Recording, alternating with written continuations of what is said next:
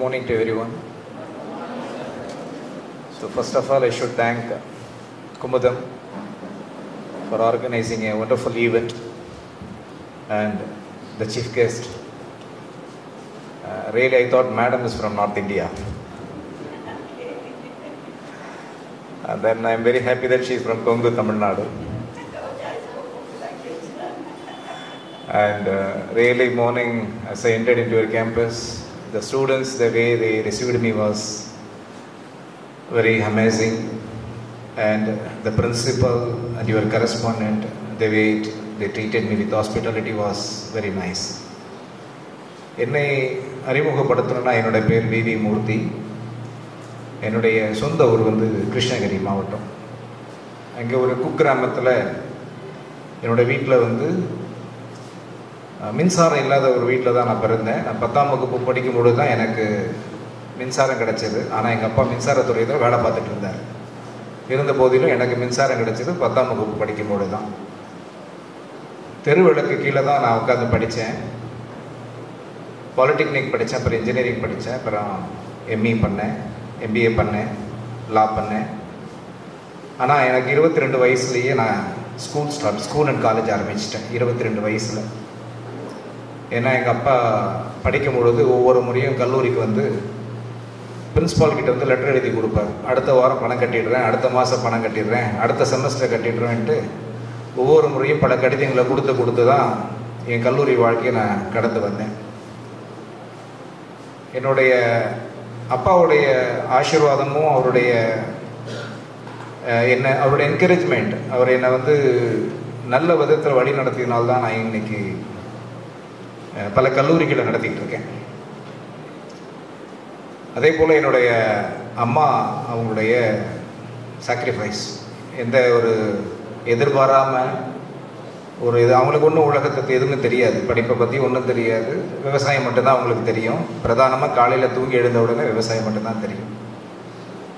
So மகன் நல்லா படித்து மேலே வரணும் அப்படிங்கிறது தான் அவங்களோட நோக்கமாக இருந்தது. இன்றைக்கி எங்கள் வீட்லேயும் ஐஏஎஸ் ஐபிஎஸ் எல்லாம் வந்துட்டாங்க. இதற்கெல்லாம் முழுமையான காரணம் வந்து எங்களோட பேரண்ட்ஸ் தான். படிக்கும் பொழுது நான் ரொம்ப பிரைட்டான ஸ்டூடெண்ட்டான்னு கேட்டால் அப்படியெல்லாம் ஒன்றும் கிடையாது, ஆவரேஜ் ஸ்டூடெண்ட் தான். பட் எனக்கு இந்த காம்படிட்டிவ் எக்ஸாம் மேலே ஒரு பெரிய ஆசையும் சொல்லலாம், பேராசையும் சொல்லலாம்.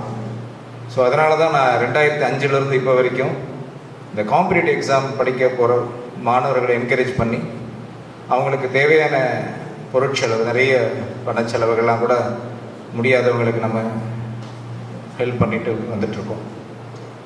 ஸோ சாதனைகள் பார்க்கும் பொழுது நிறைய ஸ்டூடெண்ட்ஸை சிவில் சர்வீஸ்லேயும் சரி, இன்ஜினியரிங் சர்வீஸ்லேயும் சரி, டிஎன்பிஎஸ்சி எக்ஸாம்லேயும் சரி, எஸ்எஸ்சி எக்ஸாம்லேயும் நிறைய பேரை தேர்ச்சி பண்ணி இன்றைக்கி நல்ல இடத்துல உயர்ந்து எடுத்துகிட்டு இருக்காங்க. இந்த போட்டித் தேர்வுகளுக்கு வந்த பிறகு தான் யமுனா தேவி மேடம் போன்ற நிறைய மென்டர்ஸ் கீழே இருந்து சாதித்தவங்க நிறைய பேரோட தொடர்பு கிடைக்கும் பொழுது என்னையும் நான் இன்னும் வேற ஒரு ஒரு பரிமாணத்துக்கு நான் என்ன நகர்த்தி போயிட்டுருக்கேன். அப்படி நகர்ந்துட்டு போகும்போது தான் இந்த மாதிரி நிகழ்வுகள்லாம் ஏற்படுது. பெரும்பாலும் இங்கே உட்காந்துட்டு இருக்க ஸ்டூடெண்ட்ஸ்க்கு எல்லாம் நிறைய பேர் கூட யோசனையாக இருக்கலாம், உண்மையாகவே காம்படிட்டிவ் எக்ஸாம் பற்றி ஒரு நிகழ்ச்சி இங்கே நடந்துகிட்ருக்கு, சிறப்பு விருந்தினெல்லாம் வந்திருக்காங்க, நீங்களும் அட்ரஸ் பண்ணுறீங்க, எல்லார் வாழ்க்கையிலும் இதெல்லாம் சாதிக்க முடியுமா, இல்லை சாத்தியமாகுமா அப்படியெல்லாம் நீங்கள் யோசிப்பீங்க. சில பேர் இப்படியெல்லாம் ஒரு முயற்சி பண்ணணுமா, இல்லை அப்படி ஒரு பயிற்சி எடுத்துக்கணுமா அப்படின்னு கூட நிறைய பேர்லாம் யோசிப்பீங்க. நான் பெரும்பாலான கல்லூரிக்கு போகும் பொழுது 10-20% கூட அந்த சபையில் உட்காந்துட்டு இருக்க ஸ்டூடெண்ட்ஸ்க்கு அட்டென்ஷன் இருக்காது. ஏன் அப்படி இருக்காதுன்னா, பெரும்பாலும் போட்டித் தேர்வுகளை எல்லாருமே வந்து ஒரு கடினமான விஷயமாக தான் பார்க்குறாங்க, ரொம்ப ரிஸ்க்கான விஷயமா பார்க்குறாங்க. அப்புறம் பெரும்பாலும் நிறைய பேர் மேடம் தான் கொஞ்சம் ஈஸியாக சொன்னாங்க, நான் 4 மணி தான் படிப்பேன்ட்டு. சில பேர்லாம் வந்து 10 மணி நேரம் படிக்கணும், 12 மணி நேரம் படிக்கணும்னு சொன்னால் நாங்கள் பேசிகிட்டு இருக்கும்போது அவங்க தூங்கிடுவாங்க, ஆப்போசிட்டில் இருக்கிறவங்க. இல்லை பசிக்குதுன்னு சொல்லுவாங்க, இல்லைன்னா ரெஸ்ட் ரூம் போயிட்டு வரணும் கிளம்பி போயிடுவாங்க. இதுதான் நிறைய இடத்துல நடந்துகிட்ருக்கோம். ஆனால் ஒரு விஷயத்தை அழுத்தமாக நான் சொல்ல விரும்புகிறது என்னென்னா, இந்தியாவில் சிவில் சர்வீஸ் எக்ஸாமில் தேர்ச்சி பெற்றவங்கலாம் யாருன்னு பார்த்தீங்கன்னா 99 விழுக்காடு மாணவர்களும் ஏழை மாணவர்கள் தான். அந்த ஏழை மாணவர்கள் எப்படின்னா, சிங்கிள் பேரண்ட்டு, அம்மா டொமஸ்டிக் ஒர்க்கர், அப்பா ரிக்ஷா ஓட்டுறவர். ரொம்ப ஒரு கடினமான இடத்துலேருந்து வந்தவங்க தான். பள்ளி படிப்பு என்னன்னு தெரியாது, லைப்ரரி தெரியாது, நல்ல கல்லூரிகள் தெரியாது, எதுவுமே தெரியாமல் யாரோ ஒருத்தருடைய கை, யாரோ ஒரு கொடுத்த கை, மேடத்துக்கு எப்படி ஒரு சட்டமன்ற உறுப்பினர் அவங்களை சென்னைக்கு அழைச்சிட்டு வந்து இங்கே வந்து இப்படி ஒரு கவர்மெண்ட் இன்ஸ்டியூஷன் இருக்குது, நீங்கள் படித்தா நீங்கள் எப்படி மேலே வரலான்னு சொல்லி செகண்ட் அட்டெம்ப்டில் தேர்ச்சி பெற்றிருக்காங்க. இது எவ்வளோ பெரிய சாதனைங்கிறது நமக்கு தெரியாது. மேடத்தோட அம்மா அப்பா அவங்களுக்கு மட்டும்தான் தெரியும். நம்மளால் 2 நிமிஷம் ரசிக்க தான் முடியும். அதுபோல் இந்தியா முழுக்க நிறைய மாணவர்கள், 99 விழுக்காடு மாணவர்கள் சக்ஸஸ் பண்ணியிருக்காங்க. அப்படின்னா ஒரு சின்ன உதாரணத்தை, 2 நாள் நான் நேற்று 2 நாளாக வந்து ஒரு இடத்துல ஒரு 10 மணி நேரம் யூடியூப் பார்த்துக்கிட்டு இருந்தேன், கண்ணகி நகர் கார்த்திகாவை பற்றி. இந்த கண்ணகி நகர் கார்த்திகா கதையை கூட நம்ம வாழ்க்கையில் ஒரு சின்ன உதாரணமாக எடுத்துக்கலாம். ரொம்ப தூரம் போகாமல், இவ்வளோ வருஷமாக யாருன்னு நான் கூட எனக்கும் தெரியாது. எப்போ அவங்க தங்க மெடலை வாங்கினாங்களோ அடுத்த நிமிஷம் இன்றைக்கி எல்லா இன்ஸ்டாகிராமில் யாரெல்லாம் சோஷியல் மீடியா சேனல் வச்சுருக்காங்களோ, யூடியூப் சேனல் வச்சுருக்காங்களோ எல்லாரும் அவங்கள பற்றி ஆர்டிகல்ஸை போட்டு, வீடியோஸை போட்டு, புறந்தள்ளப்பட்ட ஒரு மார்ஜினலைஸ்ட் ஏரியாவில், விக்டிமைஸ்டு ஏரியா, அங்கே இருக்கிறவங்கெல்லாம் வந்து சப்ரஸ்டு பீப்புள், ரொம்ப கடினமான பீப்புள், எந்த விதமான வேலைக்கு கூட எடுத்துக்காத ஒரு பகுதி தான் அந்த கண்ணகி நகர் ஏரியாவிலேருந்து ஒரே ஒரு கார்த்திகா இன்னைக்கு கண்ணகி நகரை இந்தியா முழுக்க பார்க்க வச்சுட்டாங்க. அவங்க அம்மா ஒரு துப்புரவு பணியாளர். நினச்சி பாருங்கள், ஒரே ஒரு ஸ்டார் 5000 பேர் வாழ்கிற ஒரு பகுதியை இந்தியா முழுக்க பார்க்க வச்சிருச்சு. அது ஒரு பெண்ணுன்னும் பொழுது அந்த அம்மா வந்து துப்புரவு பணியாளர். அவங்க அம்மாவை ரொம்ப கொச்சைப்படுத்தியிருக்காங்க. சாப்பாட்டுக்கே வழியில் உனக்கு உன் பொண்ணு கபடி தேவையா, இது கபடிக்கு அனுப்பி உன் பொண்ணை வளர்த்துணுமா, இதெல்லாம் அவ்வளோ கஷ்டப்படுத்தியிருக்காங்க. இருந்தாலும் அந்த அம்மா ஸ்ட்ராங்காக இருந்த ஒரே காரணத்தினால நவ் ஷி இஸ் பெரிய ஆக்ட்ரஸுக்கு கூட அவ்வளோ பெரிய மாஸ் கிடையாது. இன்றைக்கி இந்தியா பொண்ணு லேண்ட் ஆகுது, ஏர்போர்ட்டில் லேண்ட் ஆகுது, நேராக சிஎம் வீட்டுக்கு அழைப்பு. முன்னாள் ஆளுநர் தமிழிசை சவுந்தரராஜன் மேடம் அவங்க வீட்டுக்கு போகிறாங்க. நினச்சி பாருங்கள், இன்றைக்கி ஐஏஎஸ்லேருந்து ஐபிஎஸ்லேருந்து ரிசீவ் பண்ணுற அளவுக்கு ஒரு பொண்ணு வளர்ந்துருக்கு 12ஆம் வகுப்பில். அப்படின்னா எதுக்கு இந்த வார்த்தையை நான் அழுத்தமாக சொல்கிறேன்னா, எங்கேருந்து வெற்றி ஆரம்பிக்குதுன்னா ஒரு ஏழ்மையிலேருந்து ஆரம்பிக்கும். ஏன் ஏழ்மையிலேருந்து ஆரம்பிக்குன்னா அவங்களுக்கு மட்டும்தான் வில் பவர் இருக்கும். அவங்களுக்கு மட்டும்தான் வில் பவர் இருக்கும். எவ்வளோ தோல்வி வந்தாலும் தாங்க முடியும், எவ்வளோ ஸ்ட்ரகிள்ஸ் வந்தாலும் தாங்க முடியும், எவ்வளோ டிஸ்ட்ராக்ஷன்ஸ் வந்தாலும் கொஞ்சம் அழுதுட்டு சரியாயிடுவாங்க. அதையெல்லாம் உங்கள் அம்மாவோட வாழ்க்கையிலே நீங்கள் பார்த்துருப்பீங்க. நானும் என் அம்மாவோட வாழ்க்கையில் பார்த்துட்டே இருந்தேன். ஒவ்வொரு முறையும் அழுவாங்க, ஆனால் அடுத்த நிமிஷம் அடுத்த வேலைக்கு போயிடுவாங்க. பட் நம்மக்கிட்ட அது பவர் குறைஞ்சிருக்கு. கொஞ்சம் நம்ம டிஸ்ட்ராக்ஷன் ஆகிட்டோம். என்ன காரணம்னா இன்றைக்கி இருக்கிற சோஷியல் மீடியாஸ் தான். இன்றைக்கி இருக்கிற சோஷியல் மீடியா பார்க்காம இருக்க முடியாது. ஆனால் அதை கண்ட்ரோல் பண்ணணும்னா கொஞ்சம் நம்ம பயணிக்க வேண்டிய இடத்துக்கு பயணிச்சிடலாம். ஸோ இன்றைக்கி நான் வந்திருக்கிற என்னோடய வேலை என்னென்னா, இங்கே எவ்வளோ பேர் காம்படிட்டிவ் எக்ஸாம் எழுதுறீங்கன்னு எனக்கு தெரியல. விருப்பம் இருக்கிறவங்க கொஞ்சம் இன்ஃபர்மேஷன்ஸ் அதிகமாக எடுத்துக்கோங்க. விருப்பம் இல்லாதவங்களும் காது கொடுத்து கேளுங்க, எப்போயாவது உங்களுக்கு ஒரு நாள் பயன்படும். காம்படிட்டிவ் எக்ஸாமில் யூபிஎஸ்சி வந்து ஒரு 14 எக்ஸாம் நடத்துகிறாங்க. யூனியன் பப்ளிக் சர்வீஸ் கமிஷன் வந்து ஒரு 14 எக்ஸாம் நடத்துகிறாங்க. அதில் 8 எக்ஸாம் ரொம்ப முக்கியமான எக்ஸாம்ஸ். அதில் முதன்மையானதாக இருக்கிறது வந்து இந்த civil service exam, UPSC CSC civil service exam. Engineering ஸ்டூடெண்ட்ஸ்க்கு இன்ஜினியரிங் சர்வீஸ் எக்ஸாம்ன்ட்டு இருக்குது. அதே போல் என்டிஏ எக்ஸாம் நடத்துகிறாங்க. நேஷனல் டிஃபென்ஸ் அகாடமிக்கும் என்ஏஎஃப்க்கும் வந்து பார்த்திங்கன்னா ஒரு எக்ஸாம் நடத்துகிறாங்க. ஜியோ சயின்டிஸ்ட்காக ஒரு எக்ஸாம் நடத்துகிறாங்க. ஃபாரஸ்ட் சர்வீஸ்க்காக தனியாக எக்ஸாம் நடத்துகிறாங்க. ஸ்டாட்டிஸ்டிக்கல் சர்வீஸ்க்காக ஸ்டாட்டிஸ்டிக்கல் சர்வீஸ்க்காக எக்ஸாம் நடத்துகிறாங்க. ஆனால் எல்லாருக்குமே பிரதானமாக ஏன் அப்படி மேடம் கூட என்ன நினைச்சு சொன்னாங்க பேசும்பொழுது, நான் ஒரு ஐஏஎஸ் ஆகணும் அப்படிங்கிறது. ஏன்னா நம்ம அன்றாட வாழ்க்கையில் தினசரி பார்க்கும் பொழுது மாவட்ட ஆட்சியர் ஆய்வு, மாவட்ட காவல் கண்காணிப்பாளர் ஆய்வு. ஸோ இந்த பிரதானமாக இந்த 2 பேரையும் நம்ம வந்து தினசரி நியூஸ் பேப்பரில் பார்ப்போம். மக்கள் பிரச்சனை நேரடியாக அவங்க வந்து உடனடியாக தீர்வு பண்ணக்கூடிய இடத்துல இருக்கிறதுனால. அதே போல் பள்ளிக்கூடத்திலேருந்து நம்ம ஸ்கூல் ஆனுவல் டேலாம் நடக்கும் பொழுது எப்பயுமே எஸ்பி இல்லை கலெக்டர் வருவாங்க. அப்போது அவங்க முதன்மையாக நமக்கு தெரிஞ்சதுனால எல்லாருமே அந்த சிவில் சர்வீஸ் எக்ஸாமில் ஐஏஎஸ் ஆகணும்னு தான் ஆசைப்படுவாங்க. ஸோ இந்த எக்ஸாம் ப்ரிப்பேர் பண்ணுறதுக்கு மேடம் சொன்னாங்க ஒரு வார்த்தை, இது வந்து ஏதோ ஒரு 100 மீட்டர்ஸ் ரன்னிங் மாதிரி 200 மீட்டர்ஸ் ரன்னிங் மாதிரி நம்ம இருந்துட முடியாது, இது ஒரு மரத்தான் ரேஸ் மாதிரி எடுத்துக்கணுங்கிறது. அது உண்மை. ஏன்னா இந்த எக்ஸாம் 3 வகையாக பிரிக்கிறோம். ப்ரிலிமினரி எக்ஸாம், மெயின்ஸ் எக்ஸாம், இன்டர்வியூன்னு பிரிக்கிறோம். இந்த ப்ரிலிமினரி எக்ஸாமுக்கு ரொம்ப மெனக்கிட வேண்டிய அவசியம் எல்லாம் இல்லை. அதாவது என்னென்னா, ஏன்னா மேடம் படிக்கிற காலத்தில் அவங்களுக்கு என்ன படிக்கணும்னு சிலபஸும் தெரியாது, அதுக்கு முன்னாடி ப்ரீவியஸ் இயர் கொஷின் பேப்பர் எப்படி இருக்குன்னு தெரியாது, நியூஸ் பேப்பரை வாங்கி எப்படி அதை வந்து கண்டென்ட் எடுக்கணும்னு தெரியாது அவங்க காலத்தில். I'm right madam? அவங்களுக்கு தெரியாது. ஆனால் இன்னைக்கு எல்லாமே உங்கள் மொபைலில் இருக்குது, எல்லாமே உங்கள் இன்ஸ்டியூஷனில் இருக்குது. உள்ள நுழையும் போது கூட உங்களுடைய பயோடெக்னாலஜி சார் சொன்னார், we have a very excellent லேப்னாங்க. கரஸ்பண்ட் மேடம் சொன்னாங்க, லைப்ரரி ரொம்ப நல்லா இருக்குன்ட்டு. ஆனால் பெரும்பாலும் ஸ்டூடெண்ட்ஸ் அந்த லைப்ரரி கூட போகவே மாட்டாங்க. ஏன்னா நாங்கள் ஏதோ லைப்ரரி இன்ஸ்பெக்ஷன் வச்சுருக்கிற மாதிரியே நினச்சிக்கிட்டு இருப்பாங்க, இன்ஸ்பெக்ஷன் வந்தால் காட்டுறதுக்குன்ட்டு. பட் வர மாட்டாங்க. ஆனால் ஒரு சிவில் சர்வீஸ் எக்ஸாமில் பாஸ் பண்ணால் லைப்ரரியால் மட்டும்தான் முடியும். குறிப்பாக 50% ஐஏஎஸ் ஆகணும்னா ஹிந்து பேப்பரால் மட்டும்தான் முடியும்.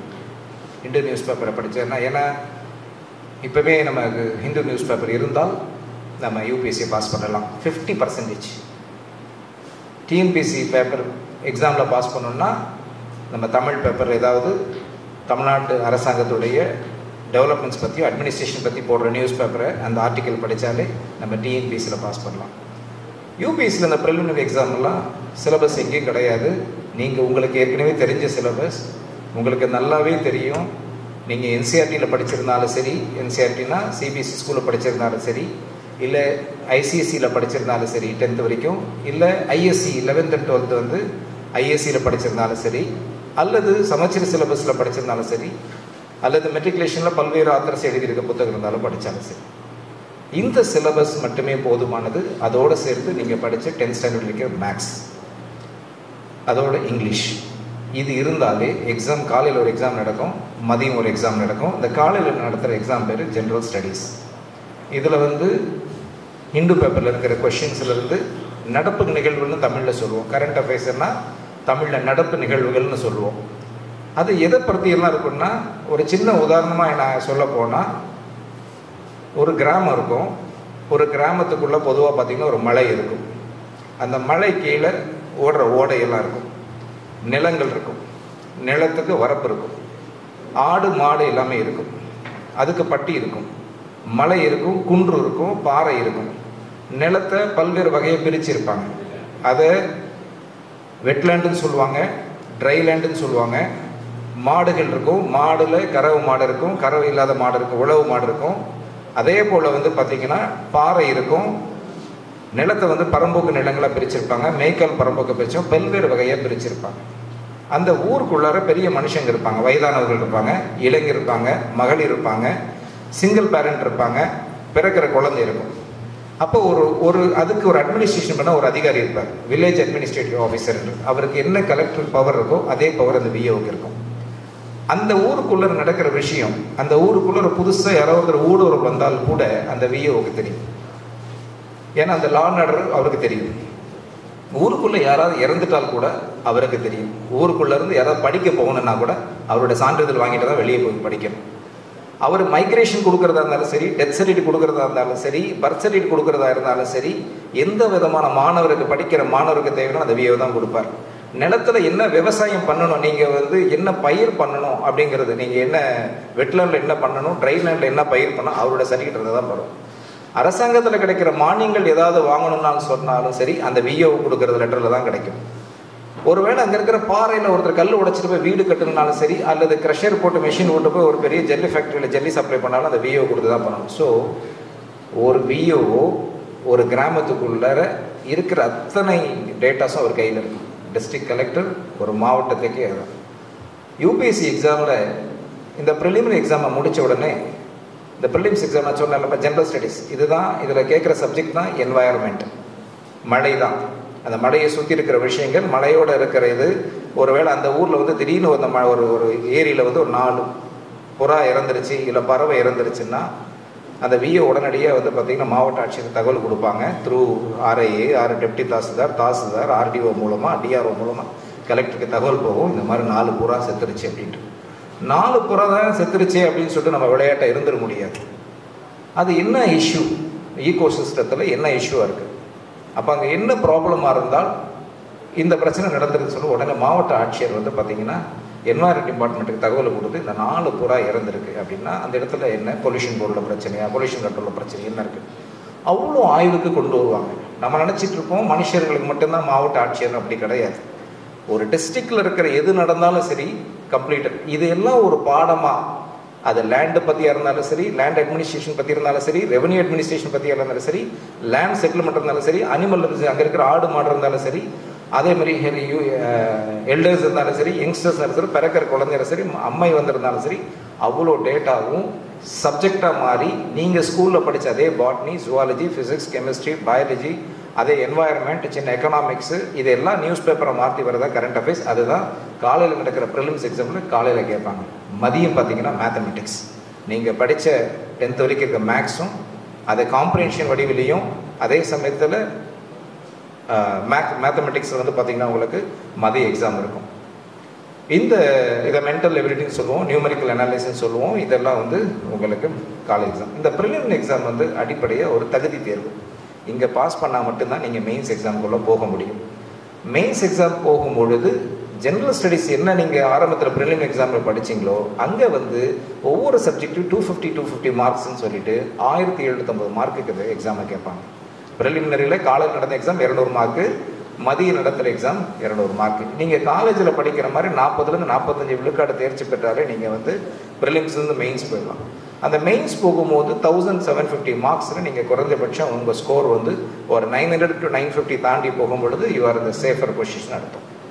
மெயின்ஸ் எக்ஸாம் எழுதி வரும்பொழுது அதிக ரேங்க் எடுக்கிறவங்க ஐஏஎஸ் கொடுப்பாங்க, அடுத்த லெவலில் இருக்கிறவங்க ஐபிஎஸ் கொடுப்பாங்க, அடுத்த லெவலில் இருக்கிறவங்க ஐஆர்எஸ், ஐஎஃப்எஸ், இதெல்லாம் நிறைய 24 வகையான சர்வீஸ் இருக்குது. அந்த சர்வீஸ் வருவீங்க. ஃபைனலாக இன்டர்வியூ போவீங்க.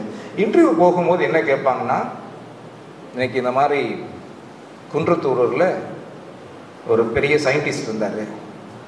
அந்த சயின்டிஸ்ட் வந்து ஒரு 74 வயசு. அவர் உங்களுக்கு தெரியுமான்னு கேட்பாங்க. நீங்கள் சொல்லுவீங்க, நான் குன்றத்தூரில் தாங்க 3 வருஷம் காலேஜில் படித்தேன், அப்படி ஒரு சயின்டிஸ்ட் நான் கேள்விப்பட்டது இல்லைன்னு சொல்லி நம்ம முழிப்போம். நீங்கள் சென்னை டிஸ்ட்ரிக்டில் தான் படித்தீங்க, அங்கே சென்ட் தாமஸ் மவுண்டன் இந்த பேர் வர்றதுக்கு என்ன காரணம்னு கேட்பாங்க. சார், நான் அந்த வழியில் போய் வந்திருக்கேன், இது வரைக்கும் நான் ஸ்கூல் படிக்கும்போது கூட அந்த ஒரு கேள்வி கேட்டதே இல்லை, நீங்கள் என்ன யூபிஎஸ்சி இந்த மாதிரி கேள்வி கேட்பி நம்ம முழிப்போம். எங்கேயோ ஒரு இடத்துல வந்து வானத்துலேருந்து ஒரு கல் விழுந்தது, அது உங்களுக்கு தெரியுமா அப்படின்னு கேட்பாங்க. அல்லது கள்ளக்குறிச்சியில் ஒரு பெரிய அசம்பாவம் நடந்தது, அங்கே வந்து மிகப்பெரிய ஒரு ஊரடங்கு உத்தரவு போட்டாங்களே, அங்கே வந்து ஒரு பெரிய இஷ்யூ நடந்ததை பற்றி உங்களுக்கு தெரியுமான்னு தெரியாது நமக்கு.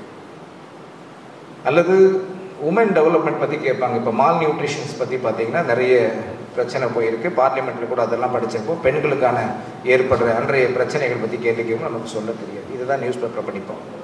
கேட்குற 75% கேள்வியும் வந்து பார்த்திங்கன்னா கரண்ட் அஃபேர்ஸ் பேஸ் பண்ணி தான். அது நம்மளோட வாழ்வியல், நம்மளோட தினசரி கலந்துருக்கிறது அந்த எக்ஸாம்பிள் வரும். அப்போ இந்த தேர்வெல்லாம் முடிச்ச பின்னாடி உங்களை மசோரின்ற ஊருக்கு ட்ரைனிங் கொண்டு போவாங்க. அரசாங்கத்தில் 400 கோடி இந்த எக்ஸாம் நடத்துறதுக்கு 130 பேர், அதாவது ஒரு 1000 போஸ்டிங் எடுப்பாங்க, 15 லட்சம் பேர் அப்ளை பண்ணுவாங்க, ஒரு 5 லட்சம் பேர் சீரியஸான கேண்டிடேட் இருப்பாங்க. அந்த 5 லட்சம் பேரில் குறைஞ்சபட்சம் வந்து 1000 பேருக்கு 15000 பேர் உள்ளே கொண்டு வருவாங்க இன்டர்வியூக்கு. 5000 பேரை செலக்ட் பண்ணுவாங்க. அதில் ஒரு 130ல் 140 பேர் ஆல் இண்டியா சர்வீஸ்க்கு வருவாங்க, பேலன்ஸ் இருக்கும் ரெஸ்ட் ஆஃப் சர்வீஸ் போயிடுவாங்க. 400 கோடி ரூபாய், 300லேருந்து 400 கோடி ரூபாய் பட்ஜெட்டில் வந்து இந்த ட்ரைனிங்கை கொடுப்பாங்க மசோரியில் வந்து உங்களுக்கு. அந்த ட்ரைனிங் பார்த்தீங்கன்னா எல்லா விதமான இந்தியாவில் இருக்கிற எல்லா வெப்பன்ஸ் ஹேண்டில் பண்ணுவீங்க, எல்லா உங்களுக்கு மாவோயிஸ்ட் பற்றி, நக்சல்ஸ் பற்றி இருக்கிற வந்து டிசாஸ்டர் மேனேஜ்மெண்ட், மழை வெள்ளத்தில் வந்து எப்படி இருக்கணும், வெயில் காலத்தில் எப்படி இருக்கணும், குளிர் பிரதேசத்தில் எப்படி இருக்கணும். ஸோ உங்களை கீழே இருந்து விஓஓ ட்ரைனிங், ஆர்ஐ ட்ரைனிங்லேருந்து நீங்கள் அசிஸ்டன்ட் கலெக்டராக வரும்பொழுது எல்லா வகையான ட்ரைனிங் எடுத்து சென்ட்ரல் கவர்மெண்ட் இருக்கிற அத்தனை துறைகள், நான் சொன்னேன் மத்திய அரசில் இருக்கிற துறைகள், அதான் நான் சொன்னேன்ல, அந்த ஆடு மாடை பற்றி பார்த்தா அது அனிமல் ஹஸ்பண்டரி டிபார்ட்மெண்ட், பாறைகள் பார்த்திங்கன்னா அது பாறைகள், குண்டு, கல், இதெல்லாம் பற்றி, ஓடைகள் பார்த்தா அது மைனிங் டிபார்ட்மெண்ட். இப்படி ஒவ்வொரு துறைகள் மத்திய அரசு இருக்க எல்லா துறையிலையும் நீங்கள் போய் அசிஸ்டன்ட் கலெக்டராக ட்ரைனிங் முடிச்சுட்டு உங்களை ஒரு பிரின்சஸ், பெண்ணாக இருந்தால் ஒரு பிரின்சஸ் மாதிரி, ஆணாக இருந்தால் ஒரு ராஜா, நாட்டு ராஜான்னு சொல்ல விட மகாராஜா மாதிரி உங்களை ஒரு மாவட்ட ஆட்சியில் ஒரு பெரிய பங்களா கொடுத்து, உங்களுக்கு 2 காரை கொடுத்து, 3-4 ஓட்டுநர் கொடுத்து, உங்களுக்கு 2 தபேதார் கொடுத்து, அசிஸ்டன்ட் கொடுத்து, அவங்களுக்கு தாசில்தார்ஸ் கொடுத்து, PA to கலெக்டர்னு அது பார்த்திங்கன்னா ஒரு 10 பேர் மேலே கொடுத்து உங்களை வந்து மக்களுக்கு சர்வீஸ் பண்ணணும், ஏழை மக்களுக்கு. அதாவது ஒரு டாக்டர் 100 பேரை பார்த்து தான் 100 பேரை குணப்படுத்த முடியும், ஆனால் ஒரு IAS ஆஃபீஸரானா 100 பேரையும் ஒரே நேரத்தில் குணப்படுத்த முடியும்.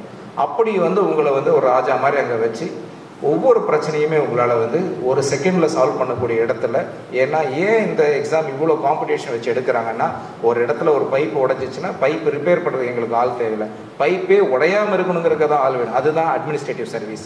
அந்த நிர்வாகத்துக்கு போகிறதுக்காக தான் எங்கள் ஆஃபீஸர்ஸ். உங்களை மாதிரி கல்லூரியில் படிக்கும் பொழுது யாரெல்லாம் யாருக்கு இந்த படிப்பு வரும்னு சொன்னால், அன்றோட இப்போ திடீர்னு ரோட்டில் வரீங்க, ஒரு டிராஃபிக் போலீஸ் திட்டுவாங்க, உங்களுக்கு ஒரு கோபம் வரும், நானும் இந்த இடத்துக்கு வருவேன், என்னாலையும் இதை வந்து நான் சீராக இந்த மாதிரி நான் பிஹேவியர் இப்படி இருக்காது. இல்லை இன்னொரு இடத்துல உங்களுக்கு ஏற்படுகிற ஒவ்வொரு மோசமான அனுபவங்கள் எல்லாம் உள்ள சேகரித்து இந்த சிலபஸையும் இந்த previous year question paper exam எப்படின்னு படிக்கணுங்கிறவங்களாம் அந்த எக்ஸாமில் தன்னுடைய முழு திறமையும் காட்டி எக்ஸாமில் சக்ஸஸ்ஃபுல்லாக பாஸ் பண்ணி நல்ல இடத்துல வந்து நல்லதை பண்ணிகிட்டு இருக்காங்க. இது நிறைய உதாரணங்கள்லாம் இருக்குது.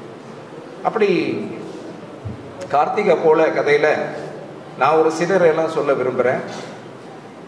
இங்கே கூட ஒரு சிஸ்டர் திவ்யதர்ஷினி ஒருத்தருங்க தமிழ்நாட்டில் பிறந்தாங்க. அவங்க வந்து மாஸ்டர் இன் லா. அவங்க ஃபர்ஸ்ட் அட்டெம்ப்டில் யூபிஎஸ்சியில் ஆல் இண்டியா ரேங்க் அடித்தாங்க. All India rank 1. திவ்யதர்ஷினி பேர்.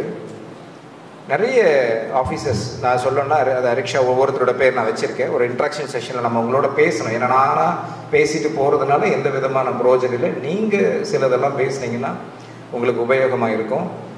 டிஎன்பிஎஸ்சி எக்ஸாம் பற்றி யூபிஎஸ்சியில் ஏதாவது டவுட் இருக்கா உங்களுக்கு? டவுட்டாக நான் இதுக்கு வரேன், சிலபஸ்க்கு வரேன். டிஎன்பிஎஸ்சி எக்ஸாமில் ஒருவேளை நான் யூபிஎஸ்சி எல்லாம் என்னால் படிக்க முடியாது சார், அதுக்கான நிறைய வேலை கிடணும். எனக்கு ஒருவேளை ப்ரிலிம்ஸ் எக்ஸாம் நான் தமிழில் வந்து எனக்கு படிச்சு, ஏன்னா ப்ரிலிம்ஸ் வந்து பார்த்தீங்கன்னா இங்கிலீஷில் படித்து தான் நீங்கள் எக்ஸாம் எழுதணும்.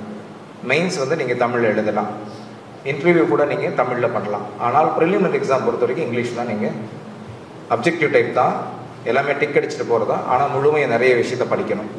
டிஎன்பிஎஸ்சி எக்ஸாமும் சேம் தான், அதே சிலபஸ் தான், அதே ஹிஸ்ட்ரி, ஜியோகிரஃபி, அதே தமிழ். ஏன்னா இங்கே வந்து தமிழ் எலிஜிபிலிட்டி டெஸ்ட்டை வந்து இங்கே வந்து தமிழ்நாடுடைய இலக்கணம் இலக்கியத்தை பற்றியும், அதே சமயத்தில் தமிழ்நாட்டுடைய வளர்ச்சியை பற்றியும், டெவலப்மெண்ட் அட்மினிஸ்ட்ரேஷன் பற்றியும், நிர்வாகத்தை பற்றியும் எங்கள் எக்ஸாம் இருக்குது. இந்த எக்ஸாமில் பாஸ் பண்ணிங்கன்னா இதே preliminary exam, mains exam, interview exam. இங்கே நீங்கள் பாஸ் பண்ணிங்கன்னா அங்கே சப் கலெக்டர், அங்கே வந்து அசிஸ்டன்ட் கலெக்டராக போவீங்க. யூபிஎஸ்சி எக்ஸாம் பாஸ் பண்ணால் assistant collector, sub collector, collector. But இங்கே நீங்கள் பாஸ் பண்ணிங்கன்னா ஃபஸ்ட்டு போஸ்ட் வந்து டெப்யூட்டி கலெக்டர், அதாவது ஆர்டிஓ ரேங்க். டிஎன்பிஎஸ்சி எக்ஸாமில் பாஸ் பண்ணிங்கன்னா டெப்யூட்டி கலெக்டருங்கிற போஸ்ட் வந்து ஆர்டிஓ ரேங்க். அதை முடித்த உடனே நீங்கள் வந்து கொஞ்ச நாளில் வந்து டிஆர் ஓவிங்க.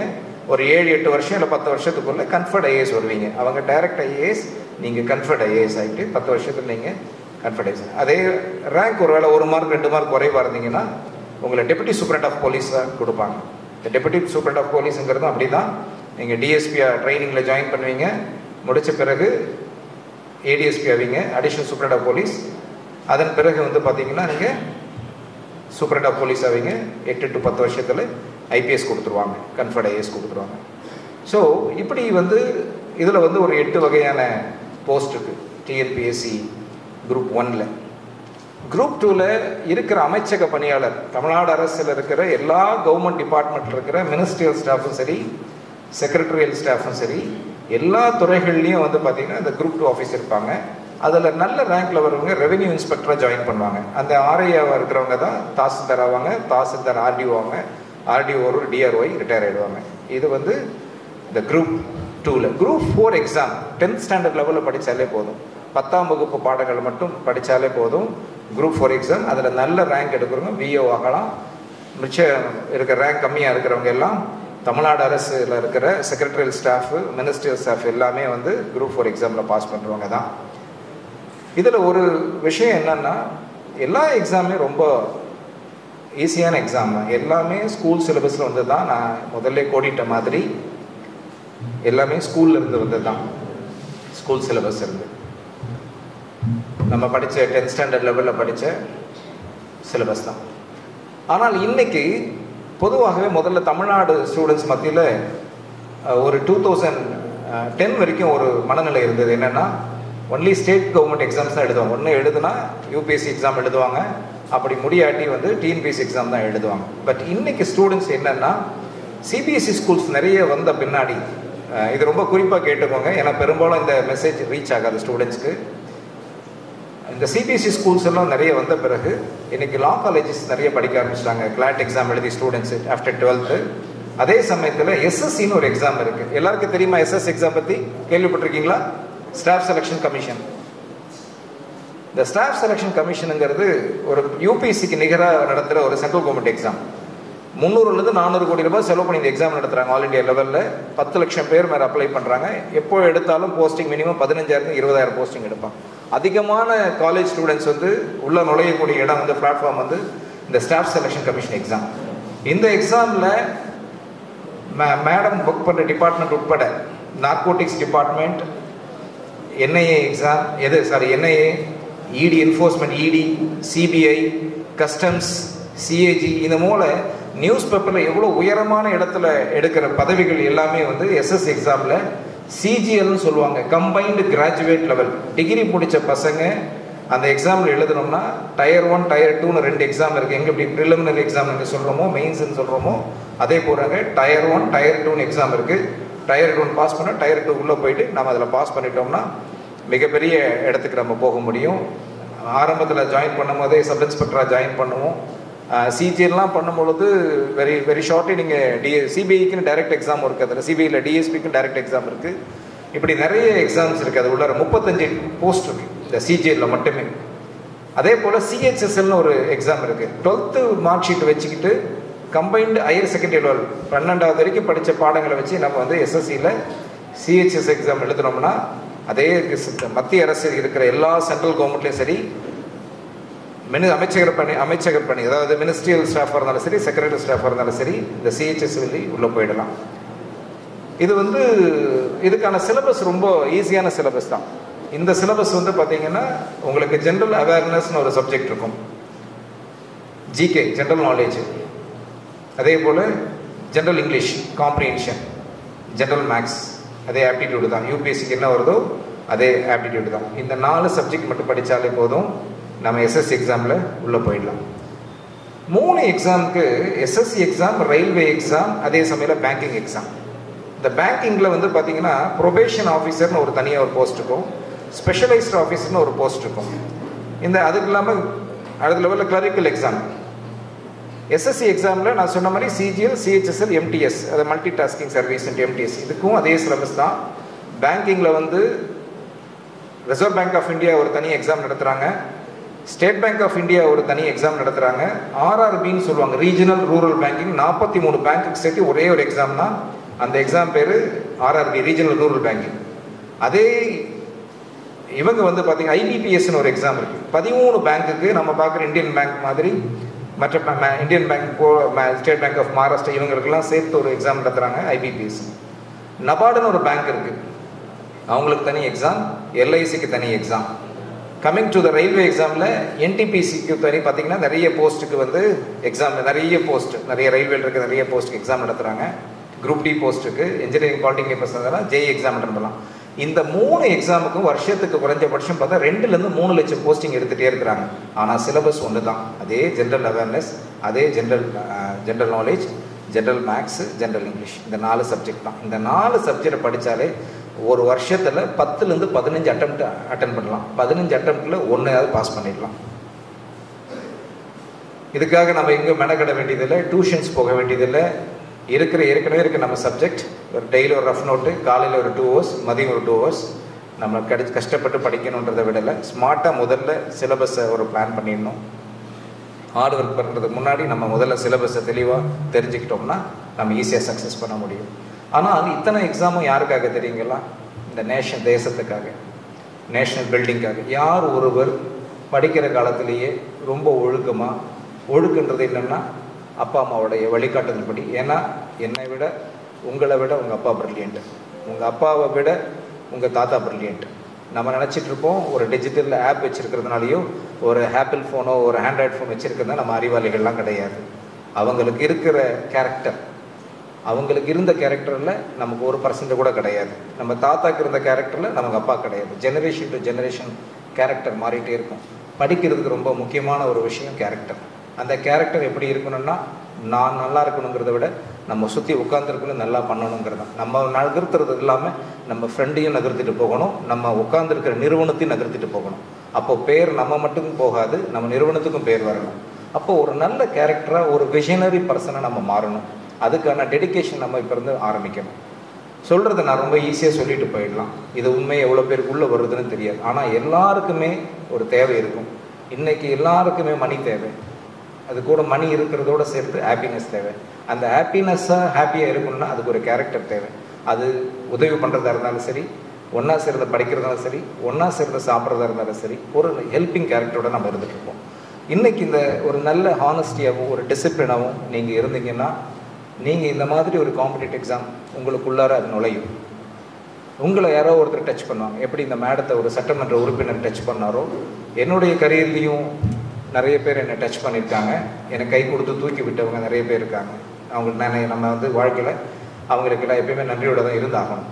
அதுபோல் உங்களுக்கு இங்கே இந்த இன்ஸ்டிடியூஷன்ஸ் ஒரு பெரிய ஆப்பர்ச்சுனிட்டி கொடுத்துருக்காங்க. உங்களை நாங்கள் எல்லாம் வந்து குமுதம் இங்கே ஆர்கனைஸ் பண்ணி இந்த நிகழ்ச்சியில் மூலமாக உங்களுக்கு வந்து ஒரு காம்படிட்டிவ் எக்ஸாம் வந்து ஒரு பெரிய இது கிடையாது, ஒரு பெரிய பேரிகேட்லாம் கிடையாது, அங்கே வந்து நீங்களும் வெற்றி பெற முடியும் அப்படின்னு சொல்லி ஒரு மெசேஜ் நாங்கள் உங்கள் மூலமாக கொடுத்து உங்களை இதை எடுத்துகிட்டு வந்து சிலபஸ்னால் என்ன, ப்ரீவியஸ் கொஷின் பேப்பர் மாடல்னால் எப்படி இருக்கும், அப்படி அந்த ப்ரீவியஸ் கொஷின் பேப்பர் மாடல் வந்து பார்த்தா உங்களுக்கு எடுத்து நீங்கள் ஒரு நாலு கூகுளில் கூட நீங்கள் ஃப்ரீயாக இருக்கும்போது சாட் ஜிபிடிலையோ ஏஐல இதுலையாவது போட்டு பாருங்கள், ப்ரீவியஸ் இயர் கொஷின் போட்டு உங்களை பார்த்த மாதிரியே இருக்குது. அந்த கொஷின் எல்லாமே உங்களுக்கு தெரிஞ்சுதான் தான் இருக்கும். ஆனால் எப்படி எழுதுனுங்கிறது கற்றுக் கொடுக்க தான் நாங்கள் இருக்கிறோம். இந்த அகாடமி வந்து நாங்கள் எதுக்குன்னா எப்படி ஒரு ப்ராடக்ட்டை வந்து ஒரு கொஷினை வந்து இன்ட்ரடியூஸ் பண்ணணும், அது எப்படி கன்க்ளூஷனாக முடிக்கணுங்கிறது தான். ஸோ இந்த மாதிரி எழுதுறது தான் எங்களுடைய முழுமையான சப்போர்ட் இருக்கும். அப்படி நான் அது இல்லாமல் புத்தகத்தை நிறைய குப்பை மாதிரி படிக்காமல் 10,000 கொஷின்ஸ் 20,000 கொஷின்ஸ் படிக்காமல், ஸோ எந்த மாதிரி ஸ்ட்ராட்டஜியில் படித்தா உங்களால் காம்படிட்டிவ் எக்ஸாமில் சக்ஸஸ் பண்ண முடியும், ஸோ அவங்க என்ன ஸ்ட்ராட்டஜியில் ஒவ்வொரு வருஷத்துக்கு கொஷின் பேப்பர் வைக்கிறாங்க, அப்போது எந்த மாதிரி யூனிவர்சிட்டியிலேருந்து ஃபேக்கல்ட்டிங்க போய் கொஷின் பேப்பர் ப்ரிப்பேர் பண்ண அவங்க என்ன மென்டல் ஏரியாவிலேருந்து அந்த கொஷின்ஸை ப்ரிப்பேர் பண்ணுவாங்க, அந்த ஸ்ட்ராட்டஜிக்காக தான் நமக்கு ஒரு டிஸ்கஷன் தேவைப்படுது. ஸோ காம்படிட்டிவ் எக்ஸாமில் ஒருவேளை நான் சக்ஸஸ் பண்ண முடியல சார், நான் சிவில் சர்வீஸ் எக்ஸாம் எழுதுகிறேன், 2 வருஷம் நான் பயணம் பண்ணுறேன், என்னால் முடியல, ஒருவேளை டிஎன்பிஎஸ்சி எக்ஸாம் எழுதுகிறேன், என்னால் முடியல, எஸ்எஸ்சி எக்ஸாம் எழுத என்னால் முடியல அப்படின்னு ஒரு கேள்வி வந்து ரொம்ப யதார்த்தமாகவே ஒருத்தர் கேட்குறோம். இதெல்லாம் எங்களுக்கு சரிப்பட்டு வரா சார், எங்கேயோ நான் பாட்டு ஒரு பார்ட் டைம் வேலை போனால் மாதம் 10,000 கொடுக்குறாங்க, 15,000 கொடுக்குறாங்க அப்படின்ட்டு. டாடா கன்சல்டன்சியில் இப்போ ஒரு யூபிஎஸ்சி மாதிரி ஒரு சிலபஸ் உருவாக்கியிருக்காங்க டாட்டாவில். இந்தியாவிலேயே சொல்லப்போனால் உலகத்திலேயே டாடா கம்பெனி மட்டும்தான் மெஷின்ஸை நம்பாமல் மனுஷனை மட்டுமே நம்பி வேலை கொடுக்குற ஒரு கம்பெனி.